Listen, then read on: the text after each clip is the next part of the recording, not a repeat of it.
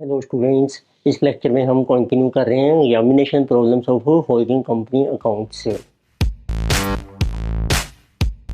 तो पहले आप फार्मूला से रिवाइज कर सकते हैं।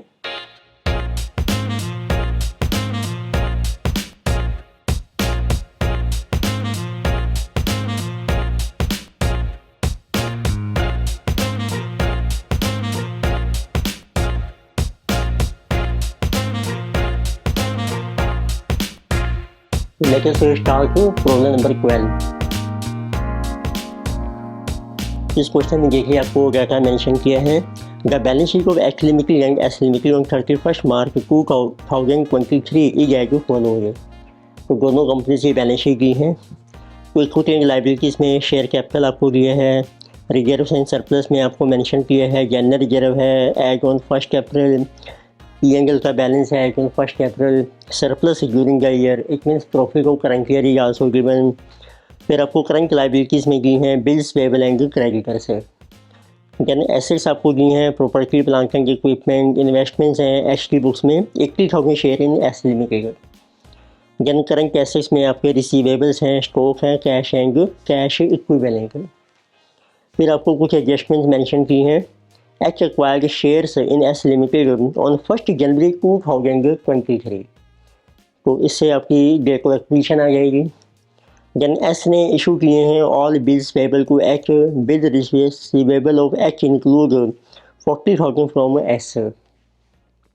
Debtors of S include 40,000 owing by H। ये म्यूचुअल ओइंग्स हैं सारी आपकी। Stock of H include goods worth 60,000 purchased from S, for which later company charge profit 25% on cost. Contingent liability for bill discounted by H is 1 lakh rupees. फिर एक आपको और adjustment दी है।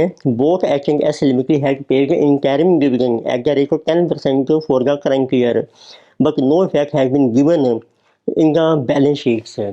दोनों कंपनीज ने इंटरिम डिविडेंड पे किया है from current year profit, पर उसको भी हमने एडजस्ट नहीं किया है। तो इंटरिम डिविडेंड होता है from for current year and इसी paid out to current year profit. अब वो करंट ईयर प्रॉफिट है ये आपका टाइम रेशो में डिवाइड होगा, तो इट मीन्स इंटरिम डिविडेंड भी टाइम रेशो में डिवाइड हो जाएगा। तो आपको प्रिपेयर करनी है कंसोलिडेटेड बैलेंस शीट। तो लेट अस स्टार्ट। तो first let us show general information. इस केस में देखिए सबसे पहले आपको करंट ईयर मेंशन किया है कि दिस इज 2022 टू 23। तो इसकी टाइमलाइन बना लेते हैं हम। तो year is starting on 1 April 22 और डेट को एक्विजिशन आपको दी है 1 जनवरी 23 और क्लोजिंग डेट है आपकी 31 मार्च 23। तो इसके बेस पर आपके टाइम रेशो बन जाएगी। तो प्री एक्विजिशन के मंथ्स हैं हमारे 9 मंथ्स और पोस्ट एक्विजिशन के बन जाएंगे 3 months. So it means we get a time ratio. So 9:3 which is 3:1।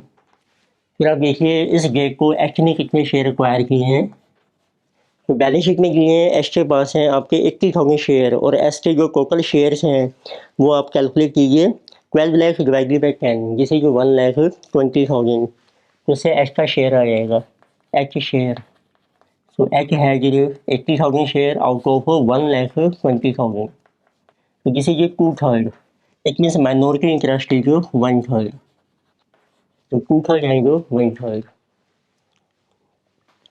अब आपको देखो प्रॉफिट आपको यही रखा है करंट ईयर का और फिर वैल्यूएशन की कोई एडजस्टमेंट नहीं है, सिर्फ डिविडेंड्स हैं जो भी आपने एडजस्ट नहीं किए।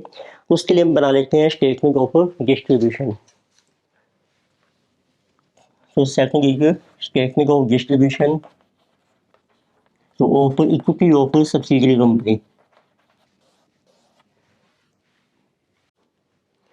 इसमें आप शो कीजिए share capital, then we have capital profits, revenue profits और फिर आपने जो डिविडेंड पे किया है तो ये भी हमारा टाइम रेशो में डिवाइड हो जाएगा। तो इतनी जो 9 मंथ्स का डिविडेंड है ये प्री एक्विजिशन माना जाएगा और 3 मंथ्स का पोस्ट एक्विजिशन, यानी show dividend paid by subsidiary company and how much is pre and post, pre acquisition and post acquisition. तो देखिए आपके पास बैलेंसेज आपको दे रखे हैं। Number 1 share capital. तो share capital of subsidiary company given 12 lakh rupees. फिर आपको मेंशन किया है जनरल रिजर्व, तो किसी जाएगा ऑन 1 अप्रैल, इतनी ये सारा ही प्री एक्विजिशन माना जाएगा 204,000। जन P&L बैलेंस आपको दिया है एज ऑन 1 अप्रैल, ये सारा प्री में आ जाएगा 96,000। Then we have current year profit, इसको आपने लेना है टाइम रेशो में 3:1। अब देखिए प्रॉफिट आपको दिया है which is surplus during the year 336,000, उसको इस रेशो में डिवाइड कीजिए आप 336,000 इंटू 3:1 डिवाइडेड बाय 4, इसमें 3 + 1 = 4, तो 4 से डिवाइड करते हैं पहले, तो 336 डिवाइडेड बाय 4 84 इंटू 3, तो प्री का बन जाएगा 252,000, 84,000 इज रेवेन्यू प्रॉफिट्स। अब आपने जो कुछ डिविडेंड पे किया है सब्सिडरी ने, जिसे ये on share capital it will be 10%, 1,20,000। Dividend को भी टाइम रेशो में डिवाइड कीजिए, क्योंकि ये अभी आपने एडजस्ट नहीं किया है, तो हमने इसको माइनस करना है। डिविडेंड पे की जो 120, रेशो इज सेम 3:1, तो this will B 90,000 pre acquisition dividend, ये माइनस कीजिए, और 30,000 आपका आ जाएगा पोस्ट एक्विजिशन, और इसको डिविडेंड के कॉलम में शो कर लीजिए 90,000 and 30,000। Now let us see what are totals. So total share capital, so total share capital is 12 lakh. Then we have capital profits 204,000 plus 96,000 plus 252,000 minus 90,000, 462. Revenue profits are 54,000. यानी कि dividend pay 90,000 and 30,000, तो इनको आप divide कीजिए in holding and minorities. तो बच्चे H share, H का share है देखो 2/3, सो एच शेयर इज 2/3, यानी कि जो माइनॉरिटी इंटरेस्ट इज 1/3, सो 12 लाख 2/3, जिसे जो 8 lakhs एंड 4 lakh, यानी कि जो 462 divided by 3 154 into 2/3 308, then 54 divided by 3 18 and 36,000 60 and 30,000, और माइनॉरिटी को रिसीव हो गया है। तो होल्डिंग को भी देखो डिविडेंड रिसीव हो गया है, बट ये इसका प्री एक्विजिशन माना जाएगा and this will B post acquisition. इसको भी डिवाइड करके 20,000 एंड 10, बट माइनॉरिटी को रिसीव हो गया है। बट अब जो डिविडेंड है ये सारा जो है हमने किसमें ट्रीटमेंट करना है, अभी तो रिकॉर्ड नहीं हुआ था बुक्स में, तो जो आपका प्री एक्विजिशन डिविडेंड है ये हमारा कॉस्ट में से माइनस हो जाएगा, और ये P&L में आपके ऐड हो जाएगा, तो इसलिए हम एंट्री पास कर रखे हैं होल्डिंग की बुक्स में। तो नेक्स्ट लेके see entry selling books of X company, ये हम वर्किंग नोट बना रहे हैं एंट्री जो in books of holding company. तो एक देखो एच ने भी डिविडेंड पे किया है जो हमने अभी रिकॉर्ड नहीं किया है, तो इसकी आप एंट्री पास कर लीजिए एच की बुक्स में। तो इसका शेयर कैपिटल है 20 लाख, तो इसके ऊपर डिविडेंड बन जाएगा 10%, so this will be our interim dividend to bank account, this has been paid by holding company, it is our rupees 2 lakhs। फिर आप इंटरिम डिविडेंड जो भी आपने पे किया ये P&L में से आपका राइट ऑफ हो जाएगा, P&L का बैलेंस आपको दिया है P&L to interim dividend, amount आपका सेम है जिसे ये 2 lakhs। फिर आपको एंट्री पास करनी है। अब एच को जो डिविडेंड रिसीव हो रहा है सब्सिडरी कंपनी से, this will B bank account debit, तो आपको जो प्री एक्विजिशन डिविडेंड मिलेगा 60,000 का, तो ये हमारा माना जाएगा इन्वेस्टमेंट की कॉस्ट में से माइनस टू इन्वेस्टमेंट अकाउंट, इसमें किसी नो कवर इनकम। और जो पोस्ट एक्विजिशन मिल रहा है होल्डिंग को, जो इसकी इनकम मानी जाएगी इसको आप क्रेडिट कीजिए P&L में to P&L account. Total dividend H को रिसीव हो रहा है 80,000, तो 60,000 हमारी कॉस्ट में से माइनस हो जाएगा और 20,000 हमारी इनकम बन जाएगी। तो इसका दूसरा इफेक्ट क्या आएगा, बैंक में देखो ये प्लस हो जाएगा और ये 2 लाख हम माइनस कर देंगे होल्डिंग का बैंक का बैलेंस कैलकुलेट करने के लिए। फिर आपको और कुछ म्यूचुअल लोन्स लिए हैं, देखो एस के बिल्स पेबल हैं जो उसने एच को इशू किए हैं, पर एच की बुक्स में बिल्स रिसीवेबल हैं 48,000 के, तो बिल्स रिसीवेबल 48 हैं और एस की बुक्स में जो बिल्स पेबल हैं किसी ये की, तो म्यूचुअल एंड आपको कैंसिल कर लीजिए bills payable to bill receivable. Bills payable है एस कंपनी के, बिल रिसीवेबल है एच के, तो कॉमन अमाउंट है इसमें 48,000 जो एच की बुक्स में इंक्लूड हैं आपके। फिर डेटर्स हैं of S include 40,000 owing by H limited, तो डेटर्स इंक्लूड है एस की बुक्स में which are creditors of H, तो ये भी कैंसिल कर लीजिए क्रेडिटर्स एच के to debtors of S, so this is coming to be our 40,000. So then we have stock of H includes goods worth rupees 60,000 purchased from S. तो एक आपकी है अब अपस्ट्रीम ट्रांजेक्शन, तो एच की बुक्स में stock include है जो गुड्स एस ने सेल की हैं, तो एच के बाद देखो स्टॉक है, एच है कि stock of, so this is rupees 60,000, तो this goods were sold by S company at 25% in cost, तो ये एस ने सेल की थी कॉस्ट प्लस 25% के ऊपर। अभी की कॉस्ट आपकी 100 है, प्रॉफिट है 25, तो सेल प्राइस बन जाएगी 125। तो इसमें कैलकुलेट करो आप अनरिलाइज्ड जो प्रॉफिट कितना है स्टॉक में, अनरिलाइज्ड जो प्रॉफिट, सो स्टॉक इज 60,000, ये बन जाएगा 25/125 मीन्स 12,000। तो अपस्ट्रीम ट्रांजेक्शन में जिस प्रॉफिट की अर्निंग बाय सब्सिडरी कंपनी, तो और सब्सिडरी का प्रॉफिट डिवाइड हो जाएगा, इसमें से कुछ एच का शेयर है और कुछ माइनॉरिटी का शेयर आ जाएगा। एच का शेयर है 2/3, इट मीन्स 8,000, माइनॉरिटी का है 1/3 विच इज 4,000, तो उसकी भी एडजस्टमेंट एंट्री पास होगी एच की बुक्स में। उसकी ऊपर एंट्री क्या बन जाएगी, एच का शेयर पी&एल में से आप माइनस कर दो और माइनॉरिटी का माइनॉरिटी इंटरेस्ट को डेबिट कर दो टू स्टॉक रिजर्व अकाउंट, तो स्टॉक रिजर्व आपका क्रिएट हो जाएगा जिसे ये 12,000। तो एच का शेयर है 8,000 और माइनॉरिटी का शेयर है 4,000। तो ये हमने सारी एंट्रीज पास की हैं म्यूचुअल ओइंग्स के लिए। तो नेक्स्ट हम कैलकुलेशन करते हैं cost of control, this is our fourth working note calculation of cost of control. तो first is working cost of investment, तो आपको बैलेंस शीट में ये जितने की इन्वेस्टमेंट आपने परचेज की हैं ये आपको ये रखनी है एक्विजिशन कॉस्ट, तो किसी गिवन को भी 11,80,000, इसमें से आप लेस कर दो प्री एक्विजिशन डिविडेंड, जो हमारा इन्वेस्टमेंट की कॉस्ट में से माइनस हो जाएगा।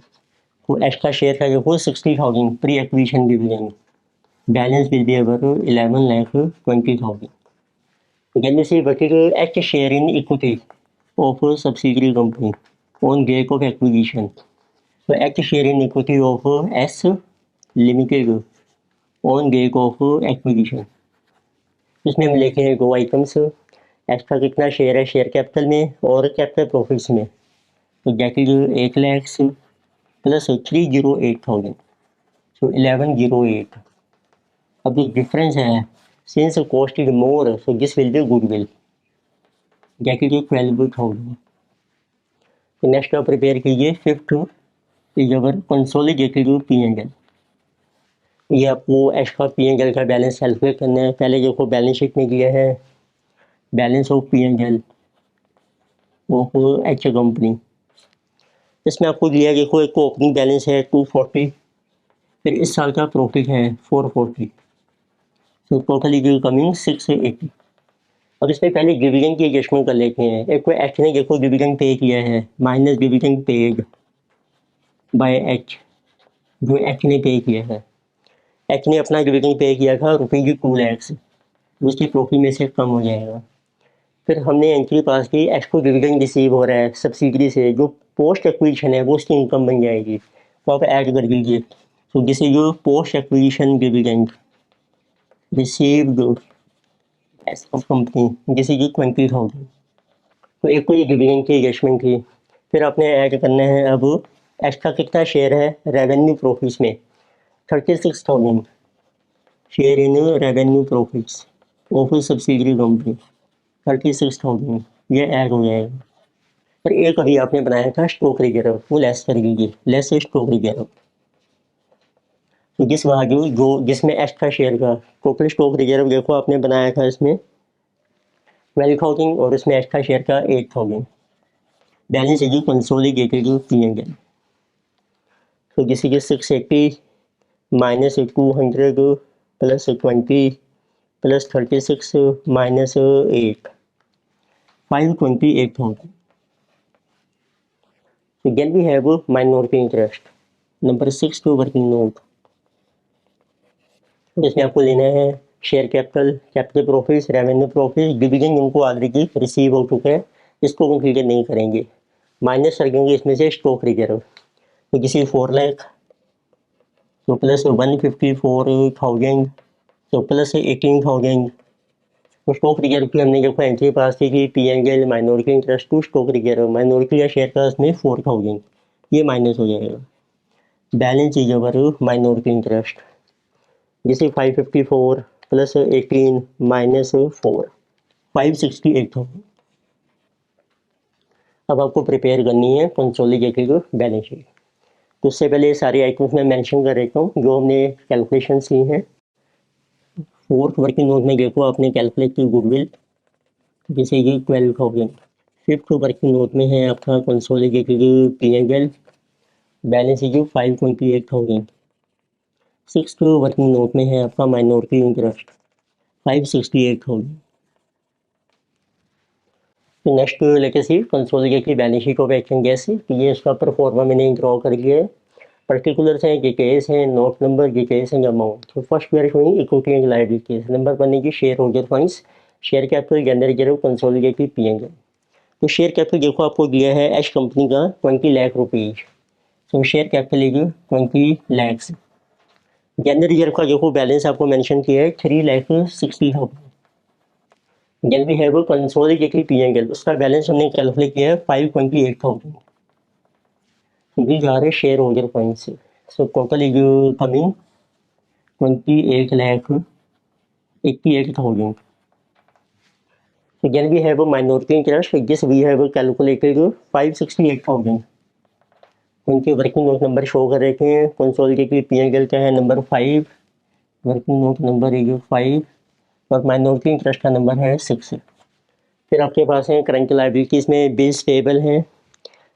बिल्स पेबल देखो एस की बुक्स में 80 और एच की बुक्स में जो बिल्स रिसीवेबल हैं these are out of this only 48,000. तो 48 हमने एलिमिनेट कर दिए हैं. तो बिल्स पेबल आ जाएंगे 80 माइनस 48 जिसे ये 32,000. तो ऐसे क्रेडिटर्स आपको दिए हैं. क्रेडिटर्स हैं देखो आपके 560 प्लस 284.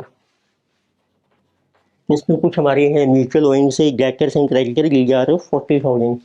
ये आपके एलिमिनेट हो जाएंगे 40.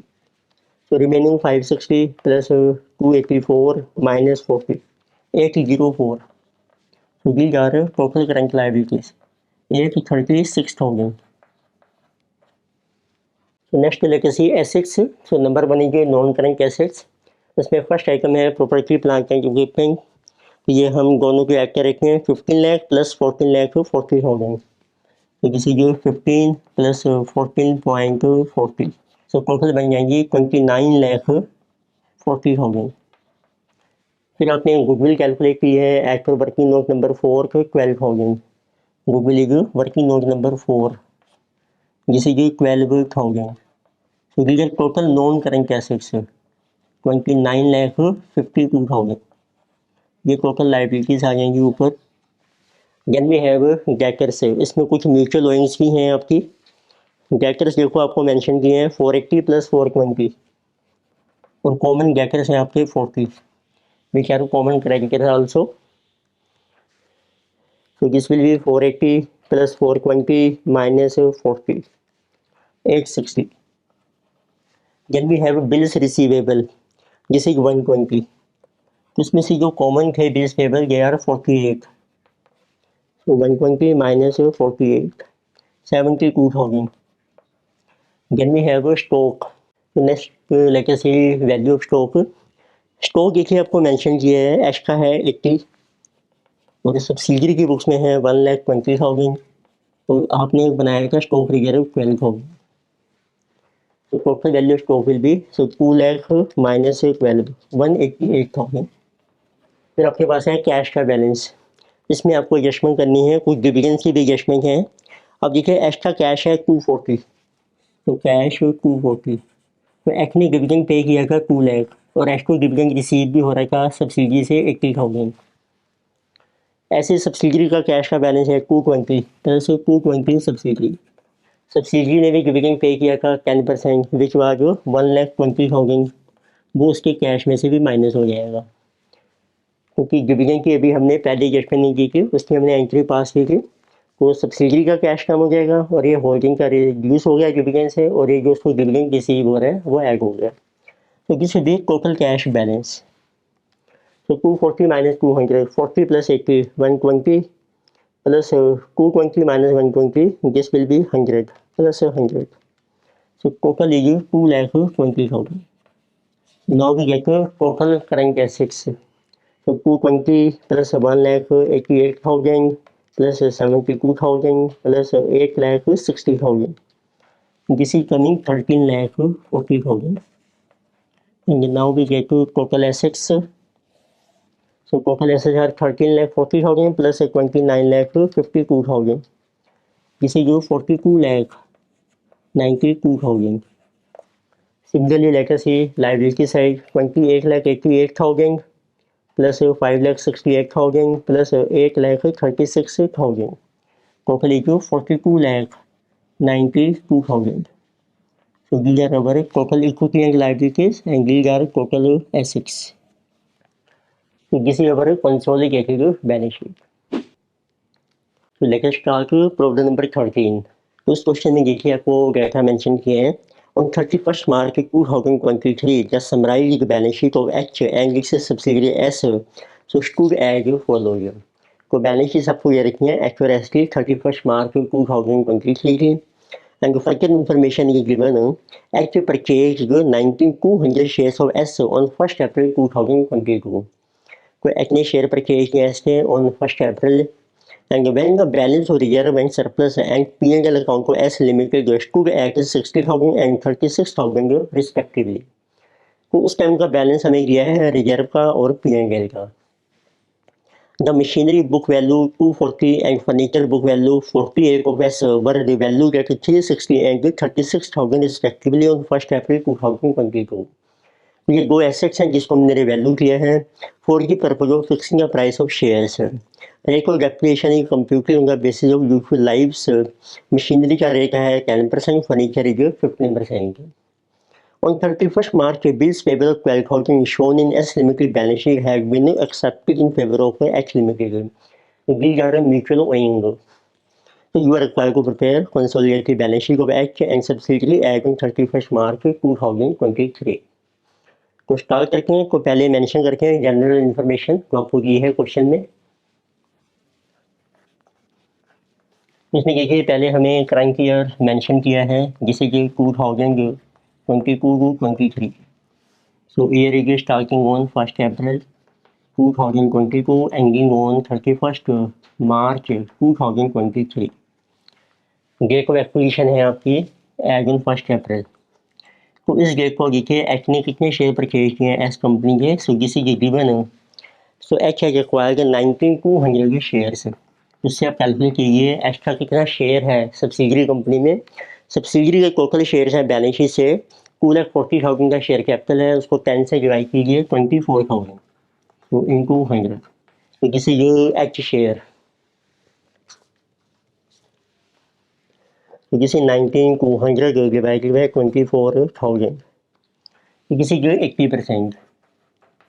इट मीन्स माइनॉरिटी इंटरेस्ट लीजिए 20%. फिर आप कैलकुलेट कर सकते हैं second bracket note what is current year profit of S company. तो उसके लिए हम प्रिपेयर कर देंगे इसका P&L अकाउंट. तो उसके लिए आपको मेंशन किया है ओपनिंग बैलेंस. तो as on date of acquisition as on 1st April P&L का जो बैलेंस है जिसे 36,000. फिर आप देखिए बैलेंस शीट में क्लोजिंग बैलेंस आपको मिल जाएगा और जिससे P&L क्लोजिंग बैलेंस है जो 60,000. ऐसे आपको रिजर्व का बैलेंस दिया है ओपनिंग 60,000 और जो बैलेंस शीट में है आपका रिजर्व 180. इसमें जो डिफरेंस है वो हमने ट्रांसफ़र किया है from P&L to reserve. This is 1,20,000. Balance is current year profit. So this is coming 180 minus 36. तो 144 का हो गया। तो नंबर थर्ड आप कैलकुलेट कीजिए। अब मेन आइटम्स हैं, रिवैल्यूएशन से कितना गेन या लॉस हो रहा है। नंबर 1 है machinery, so number third revaluation, so gain और लॉस। तो एक आपको मशीनरी की है और एक आपके पास है फर्नीचर। तो इनकी बुक वैल्यू दी है, डेट ऑफ एक्विजिशन है 1 April, so book value is given as on 1 April 22। तो आप देखिए मशीनरी की बुक वैल्यू 240 है और फर्नीचर की आपको दी है 48,000। अब इसकी हमने रिवैल्यूएशन किया है, रिवैल्यू का अमाउंट इज गिवन। तो रिवैल्यू का अमाउंट है आपका 360 एंड 36,000। डिफरेंस आपका रिवैल्यूएशन का गेन या लॉस आ जाएगा। दिस इज रिवैल्यूएशन प्रॉफिट और लॉस, ब्रैकेट में लॉस कर देते हैं। इसमें देखो प्रॉफिट हो रहा है मशीनरी में 120, इसमें आपको लॉस हो रहा है जिसे 12,000। तो इस प्रॉफिट के ऊपर हम एडिशनल डेप्रिसिएशन चार्ज करेंगे, उसका रेट हमें दिया ही है 10%। तो इट मीन्स मशीनरी में कैलकुलेट कीजिए वो कीजिए एडिशनल डेप्रिसिएशन, जिसे you at the rate of 10%। देखो आपका रिवैल्यूएशन हो रहा है साल के बिगनिंग में, तो आपने पहले डेप्रिसिएशन चार्ज की होगी 240 पे, अब आपने चार्ज करनी है 360 पे, तो डिफरेंस आ गया 120। उस 120 पर आपको मिलेगी एडिशनल डेप्रिसिएशन 10%, विच इज 12,000। ये हम माइनस कर देंगे रेवेन्यू प्रॉफिट में से, which is post acquisition profit. Furniture में पहले चार्ज की 48 पर, अब हम चार्ज करेंगे 30 से, इसमें सेविंग हो जाएगी। It means saving in depreciation, this will B at the rate of 15%। Furniture का जो रेट ऑफ डेप्रिसिएशन है वो है 15%, तो 12,000 पर आपको 15% की सेविंग हो गई, जिस इज 1800। तो ये हम रेवेन्यू प्रॉफिट में ऐड कर देंगे। तो ये थी हमारी मेन एडजस्टमेंट जिसमें रिवैल्यूएशन की। तो नेक्स्ट करके हम statement of distribution of equity of subsidiary company. So fourth is statement of distribution of equity of subsidiary. इसमें मेन शो करके हैं pre acquisition means up to date acquisition कितनी equity है, आफ्टर एक्विजिशन। प्री एक्विजिशन में आपकी 2 items आएंगी, share capital and capital profits, then we have revenue profits. तो सबसे पहले आप देखिए opening balances which are balances, so this is as on 1st April 2022। so we have share capital, तो opening में आपके पास रिजर्व का बैलेंस है, पीएल का बैलेंस है, then we have current year profit. ये हम टाइम रेशो में डिवाइड करके हैं, पर इस केस में टाइम रेशो एप्लीकेबल नहीं है, डेट ऑफ एक्विजिशन हमारी है बिगिनिंग ऑफ ईयर। तो it means share capital you can see subsidiary का है 240, रिजर्व का बैलेंस आपको दिया है 60,000 as on date of acquisition, PL का बैलेंस है 36, करंट ईयर प्रॉफिट है आपका 144,000। ये सारा ही रेवेन्यू माना जाएगा। फिर आप एडजस्ट कीजिए रिवैल्यूएशन गेन और लॉस, रिवैल्यूएशन प्रॉफिट ऐड हो जाएगा, लॉस आपका माइनस हो जाएगा। फिर आपकी डेप्रिसिएशन विच इज एडिशनल जो हम चार्ज कर रहे हैं, और यह सेविंग कितनी हो रही है डेप्रिसिएशन की। तो प्रॉफिट है देखो रिवैल्यूएशन के ऊपर 120 ऑन मशीनरी, इसको शो कीजिए कैपिटल प्रॉफिट में। लॉस है आपका 12,000, ये माइनस हो जाएगा। एडिशनल डेप्रिसिएशन है आपकी 12,000, ये भी माइनस हो जाएगी रेवेन्यू प्रॉफिट में से। सेविंग और डेप्रिसिएशन है आपकी 1800, ये ऐड हो जाएगी। तो इस तरीके से आपके करेक्ट आ जाएंगे अब ये capital profit and revenue profits. तो let us see what is total of this. तो capital is 240, then we have a capital profits 96,000 plus 120,000 minus 12,000, 204,000। Revenue profit 144,000 minus 12,000 plus 1800, जिसे 133,800। तो उसको फिर आप पोर्शन कीजिए, बटेगी एच शेयर, तो this was 80%, then minority interest which is 20%। तो दिस इज 240 इंटू 80%, 1,92,000, 20% is 48,000, तो 204,000 into 80%, 163,200, 20% is 40,800, 133,800 into 80%, 107,040, 133,800 into 20%, 26,760. Again we compute particular cost of control. Fifth working note is our cost of control. इसके लिए आपको compare करना है cost of investment of H in S. ये आपको balance sheet में ली जाए इन्वेस्टमेंट्स में इन एस जिसे 384,000 यानी सी बटी H share in equity of S company. उसमें दो चीज़ें आएंगी, share capital plus share in capital profits. इन दोनों को ऐड कर दीजिएगा. जिसे H share in equity as in date of acquisition, जिसे ये 192,000 प्लस 163,200 355,200. देखेंगे आपकी कॉस्ट ज़्यादा है, डिफरेंस आ जाएगा गुडविल 384,000 माइनस दिस 28,800 ये गुडविल. फिर आपको कैलकुलेट करना है minority interest. Sixth working note है माइनॉरिटी इंटरेस्ट. इसमें देखो तीनों चीज़ें लेते हैं, शेयर कैपिटल प्लस उनका शेयर कितना है कैपिटल प्रॉफिट्स में और रेवेन्यू प्रॉफिट्स में. सो share capital 48,000 plus 40,800 plus revenue profit 26,760. So 48,000 plus 40,800 plus 26,760. 115,560. Then you can calculate balance of a consolidated P&L. इसमें लेंगे एक्स्ट्रा देखो कितना बैलेंस है P&L में. बैलेंस शीट में दिया है 240. उसमें प्लस कर लीजिए H share in revenue profits 107,040. So this is coming 240 plus 107,040 347,040. So now we can prepare consolidated balance sheet. उससे पहले म्यूचुअल ओइंग्स हैं, बिल्स पेबल हैं एस की बुक्स में 12,000 के, और एच की बुक्स में देखो बिल्स रिसीवेबल कितने हैं. अब आपके बिल्स रिसीवेबल हैं एच की बुक्स में 1 लाख. इसमें से 12,000 हमारे कॉमन माने जाएंगे, ये दोनों साइड से माइनस हो जाएंगे. उसकी भी एंट्री कर रखे हैं म्यूचुअल ओइंग की. तो म्यूचुअल ओइंग की आप एंट्री पास कीजिए इन बुक्स ऑफ एच.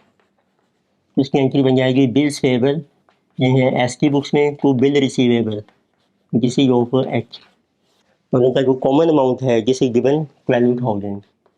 ये दोनों साइड से एलिमिनेट हो जाएंगे. नाउ लेके प्रिपेयर कंसोलिडेटेड बैलेंस शीट. तो ये दो आइटम्स मेंशन कर रखा हूँ मैं. देखो 6 वर्किंग नोट में हमने माइनॉरिटी इंटरेस्ट कैलकुलेट किया है. उसका अमाउंट है 115,560. 7th में हमने कंसोलिडेटेड P&L जिसका अमाउंट है 347,040. So let us say consolidated balance sheet of H and S, and this is as on 31st March 2023. तो पहले मैं परफॉर्मा ड्रॉ कर रहा हूँ बैलेंस शीट का. तो let us see different items of balance sheet. ये परफॉर्मा मैंने ड्रॉ किया है. तो first of all we have share capital है H limited 13,40,000. Then we have reserves of H limited 4,80,000. फिर आपने कैलकुलेट किया है कंसोलिडेटेड P&L 347,040. इसका वर्किंग नोट नंबर है 7, ये आप मेंशन कर लीजिए. फिर आपको माइनॉरिटी इंटरेस्ट आपने कैलकुलेट किया है 115,560. ये शेयर होल्डर फंड्स आ जाएंगे जैसे 115 सो 560. वर्किंग नोट नंबर है 6, ये भी आप मेंशन कर लीजिए. टोटल देखिए शेयर होल्डर फंड बने हैं 1340 plus 4,80,000 plus 347,040. So this is 21,67,040. फिर आपको भी है एच की बुक्स में नॉन करंट लाइबिलिटीज़ में 12% डिबेंचर्स हैं 1 lakh rupees. We have current liabilities. Trade payables हैं आपके 2 लाख प्लस 120. इसमें हमारे म्यूचुअल ओइंग भी थी 12,000 की. ये बन जाएंगे 2 lakh plus 1,22,000 minus 12,000 310,000 trade payables. फिर आपको दिया overdraft 1 lakh rupees only in books of H. Then we have bills payable जिसे 60,000 प्लस 14,800. फिर आपके पास है ट्रेड पेबल्स, ये आपको दिए हैं 2 लाख प्लस 122 322,000. बैंक ओवरड्राफ्ट है एच की केस में 1 लाख रुपीज़. फिर आपके पास है बिल्स पेबल 60,000 प्लस 14,800. इसमें हमारे देखो कॉमन भी हैं 12,000 के, वो हमारे माइनस हो जाएंगे. तो 60,000 plus 14,800 minus 12,000. Now it is 62,800. So these are current liabilities plus 4,22,000. Totally 484,800. And we will get the total liabilities and equity. Then we have asset side, non current assets में machinery है. Machinery में आपको एक revaluation profit हुआ था जिसने depreciation charge की थी हमने. तो मशीनरी का बैलेंस आएगा देखो 7,20,000. ये मेंशन कर रखे हैं डिटेल्स में 720 प्लस ऐड हो जाएगा इसमें 216,000 प्लस रिवैल्यूएशन प्रॉफिट था आपका 1,20,000. उसकी एडिशनल डेप्रिसिएशन की 12,000. So this will be now total machinery 720 plus 216,000. So plus 1,20,000 minus 12,000. This is 1044,000. इसी तरीके से फर्नीचर का अमाउंट है आपके पास. फर्नीचर है 360 प्लस 40,800. इसमें हमें लॉस हो गया था रिवैल्यूएशन का. तो जिस वाले 12,000 वो माइनस हो जाएगा और डेप्रिसिएशन में सेविंग होगी थी आपकी 1,800 की, वो ऐड हो जाएगी. तो this is 360 plus 40,800 minus 12,000. So plus 1,800. This is 396,000. फिर आपने गुडविल कैलकुलेट की है. वर्किंग नोट नंबर है 28,800. तो गुडविल इज 28,800. वर्किंग नोट आप मेंशन कर लीजिए number 5. These are total non-current assets. So total is our 1463,400. So next we have current assets. तो current assets में है पहले इन्वेंट्री. ये दोनों पे ऐड हो जाएंगी 6 + 2 8 lakh. Then we have trade receivables. Trade receivable means debtors. So these are given को भी 3,90,000. दोनों के combined हो जाएंगे 3 lakh + 90. Then we have bills receivable. ये बदले हैं देखो 1,30,000. इसमें म्यूचुअल ओइंग है हमारी 12,000 की, वो माइनस हो जाएंगे. 130 minus 12 118,000. Then we have cash at bank. So for both of them 56 plus 40 96,000. So these are total current assets. 8 plus 390 11,90,000 plus 118,000 plus 96,000. This is 14,04,000. So now we get to total assets. So plus 14,63,400. This is 28,67,400. So similarly, let us see our liabilities 21,67,040. So plus 115,560 plus 1 lakh plus 484,800. This is 28,67,400. So this is our consolidated balance sheet. इस lecture में हमने discuss की examination problem of holding company accounts. Further problems continue करेंगे next lecture में. तो video आपको अच्छी लगती है सब्सक्राइब कीजिए, लाइक कीजिए एंड शेयर कीजिए. Thank you.